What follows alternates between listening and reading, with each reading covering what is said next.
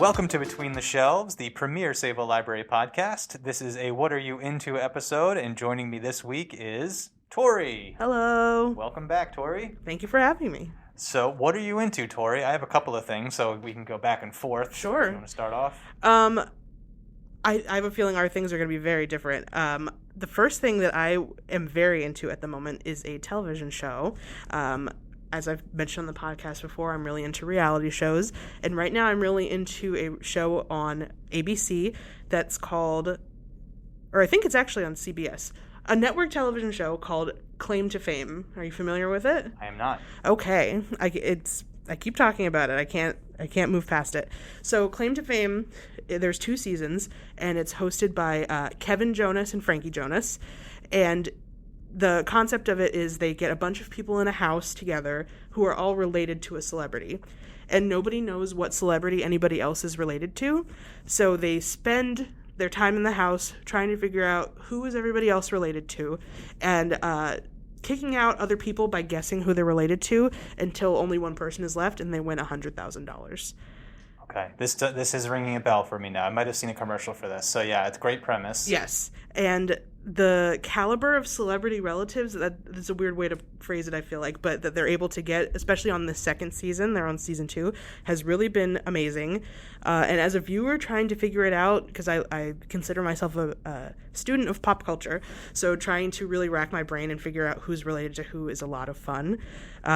Sometimes they will have people who are too young to recognize a celebrity on there, and you're yelling at your TV like, I don't want to say any spoilers, but he's related to this 1970s famous man. How do you not know? It's a lot of fun to watch. I would be so bad at this show. I am so bad with this kind of stuff. The Masked Singer is another show that's kind of like this, and I could never ever get anybody. I don't know enough people. And then once they start introducing like TikTok star X, so like that's not even fair. They do really focus on getting like actual, like at least B-list celebrities. Yeah.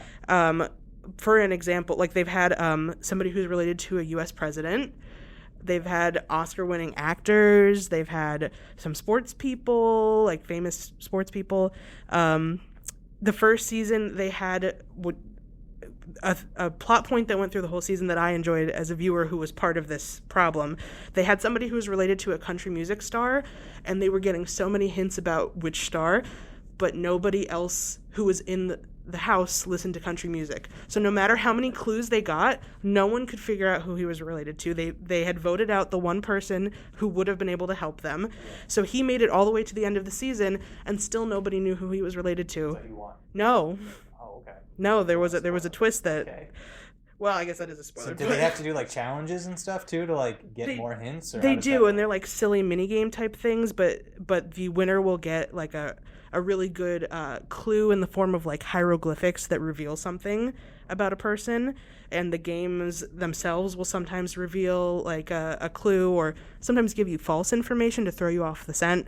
So watching them scheme and lie to each other to try to figure out and, you know, con each other it's a lot of fun. And games like that or shows like that where you get to play along with the show are always a lot of fun to watch. Yeah, definitely. Alex, what are you into lately? Let's see. I have a movie and a show. I guess I'll do the show next. Yeah. So the show I'm into right now its 3rd season just started. It's an HBO or a Max show now called How To with Jon Wilson. You watch this show? No, I don't, but I feel like I've heard about it recently. Tell me. Okay, so the premise of the show is it's a documentary style show. It's half-an-hour episodes hosted by Jon Wilson, who was also the person behind the camera. And basically the episode starts with a simple prompt like how to clean your ears or how to talk to people, or like how, something very broad like that. And then it's sort of like a video essay where he's sort of narrating as he goes. And it all takes place in New York City, or most of it takes place in New York City. And it's basically like a hilarious video essay documentary of him just exploring New York City, trying to answer that question the best way he can. And it always takes very unexpected turns. The way he has like a supernatural gift for just getting in awkward situations and meeting the craziest people you can imagine in New York City. So it always takes unexpected turns, but he always somehow manages to bring it back full circle at the end, where he'll go off on a crazy tangent and end up at some meeting of weirdos somewhere, but he'll somehow tie it back into the original question, the original prompt. It's a hilarious show. There are very few shows that make me belly laugh out loud. Wow. And this show does it consistently every single episode. Again, it's short seasons. Each season is only 6 episodes. So by the time this episode comes out, I think episode 4 of the 6 will be out around there.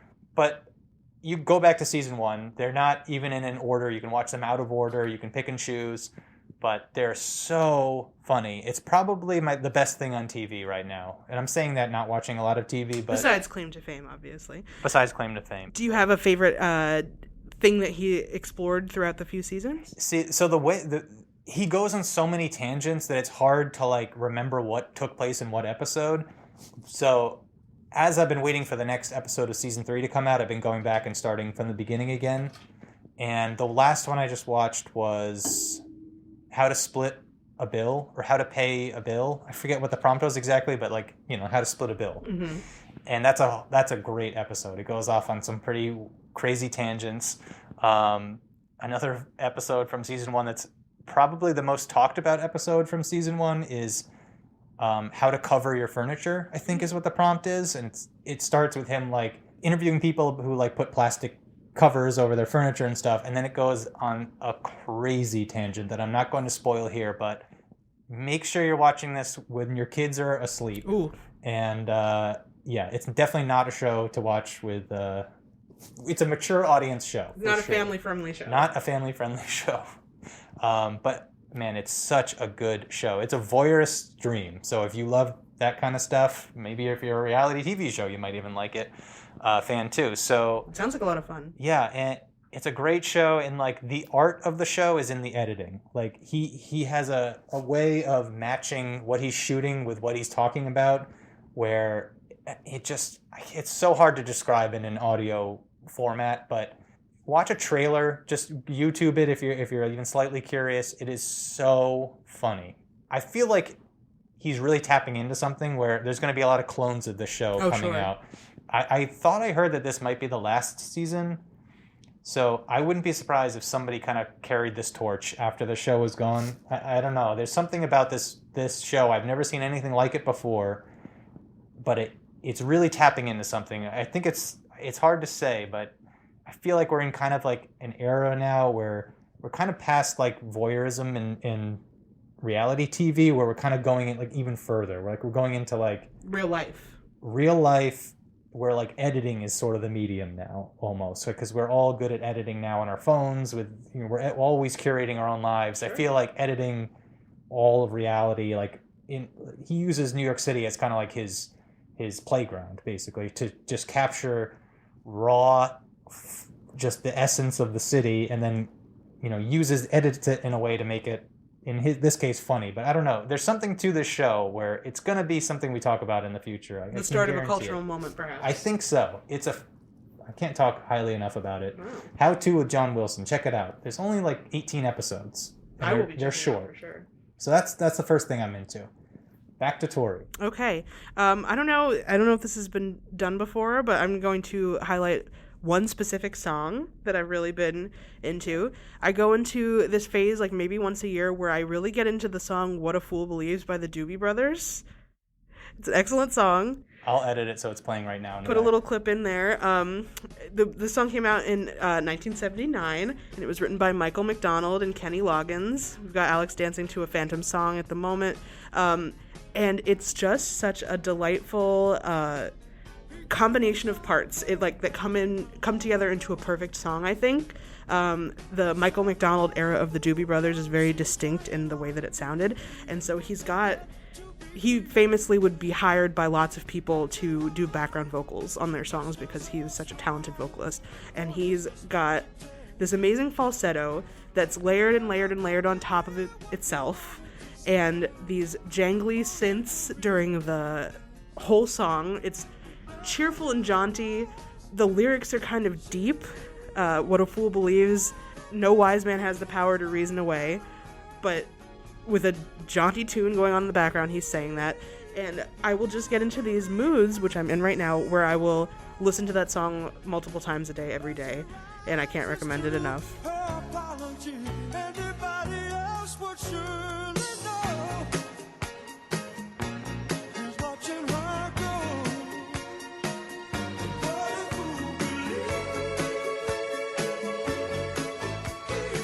And to sort of tie it into a previous episode of the podcast where we were talking about podcasts, every time that I get into my What a Fool Believes mood, there's an episode of a podcast I really enjoy called Punch Up the Jam, where they focused on this song and sort of pulled it apart and examined it piece by piece.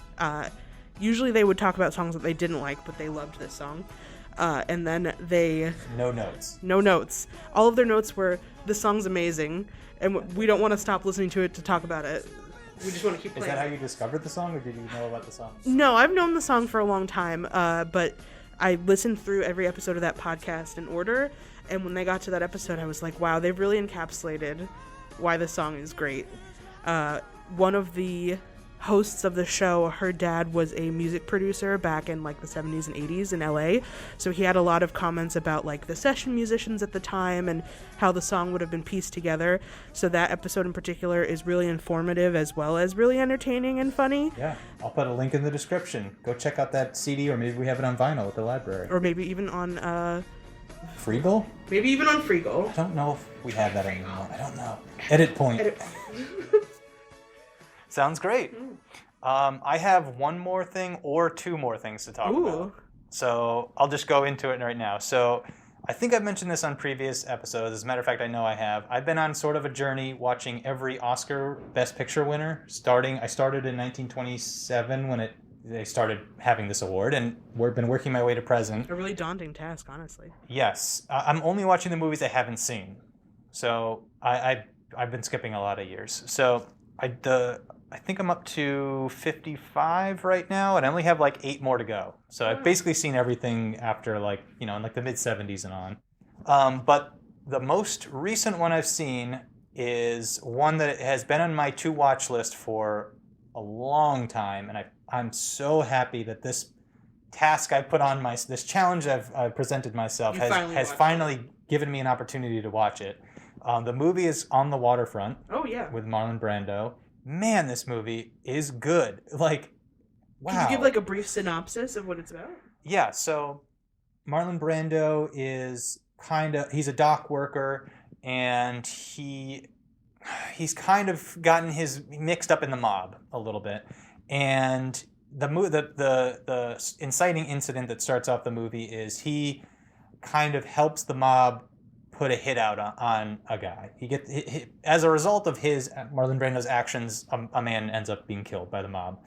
And then it goes on from there where Marlon Brando meets the person who was killed's sister and sort of falls in love with her, and it's kind of about, and she doesn't know that he was involved at first. So it's sort of like their relationship. But then the other side of the story is the mob controls the union of the dock workers, which Marlon Brando is involved with. So it's sort of about taking down the mob's grip on the union that's putting down all the workers and everything. So those are kind of like the two avenues of the movie that it bounces back and forth between. And Marlon Brando's kind of caught in the middle of both of those things. And just from what I've told you right there, you can probably gather that this character is a very complex character. And, if you do any research on this movie at all, that one of the first things they'll say is like Marlon Brando's performance in this film is like phenomenal. It kind of broke the mold of what acting was supposed to be like up until that point. It's kind of like a pillar of method acting. This is kind of like one of the first examples of method acting, like kind of having a huge breakthrough in Hollywood.